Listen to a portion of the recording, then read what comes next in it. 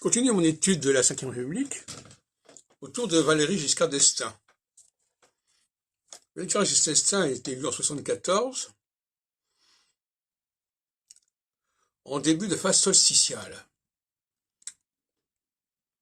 Mais, pour un mandat qui est de 7 ans à l'époque. Mais en 1978, il y a des élections législatives qui correspondent, curieusement, à un changement de phase. Et on passe en phase équinoxiale. Normalement, on aurait dû avoir la première cohabitation à ce moment-là. Mais, moi j'étais là, justement, à ce moment-là, du côté du Parti Socialiste, et on espérait vraiment que les socialistes allaient gagner. Mais ça ne s'est pas fait. En revanche, 7 ans plus tard, en 87, 8 ans plus tard, en 86, il y aura une cohabitation, mais en sens inverse.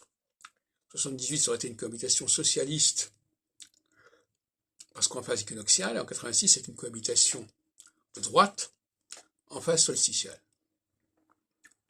C'est normal, puisque ce sont 7 ans de différence, et 7 ans de différence, ça fait basculer le système. Donc, Giscard est fragilisé lors du passage de la phase équinoxiale, de toute façon, qu'il y ait cohabitation ou pas. Et il va donc perdre les élections de 81, qui vont être gagnées par Mitterrand, qui va dissoudre l'Assemblée de 78, qui devrait être renouvelée en 86. Donc on a les mêmes règles du jeu que tout à l'heure quand on parlait de Mitterrand et de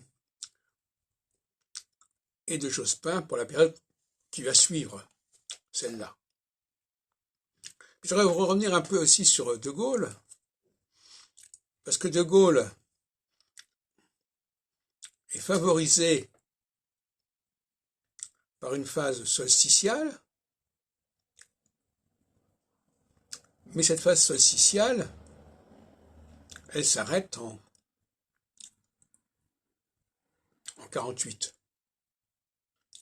Et on sait qu'à ce moment-là, De Gaulle s'éloigne, c'est la traversée du désert.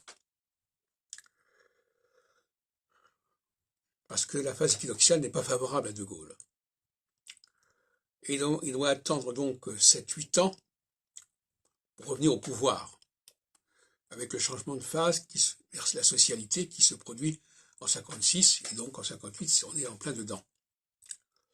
Mais cette phase solsticiale elle-même ne durera que 7 ans, et donc en 63, 62-63, en phase équinoxiale, et on sait comment ça s'est terminé. Mais là, on voit que De Gaulle, en faisant voter la loi sur le suffrage universel, avait supporté cette phase équinoxiale, avait suivi cette phase équinoxiale, comme je disais dans une autre vidéo, et donc il avait lâché du lest.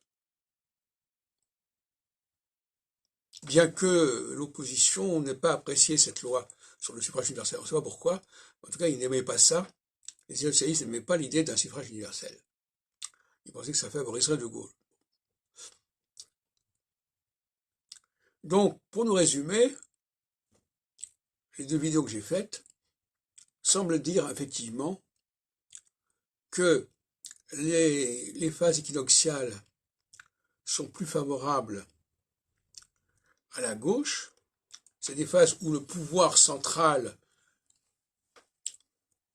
se démunit et se fait remplacer par quelque chose de plus commun, plus social.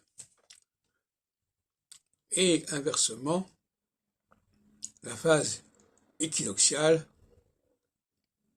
la phase solsticiale, aboutit à l'effet inverse, à savoir que le collectif va se faire remplacer par un chef.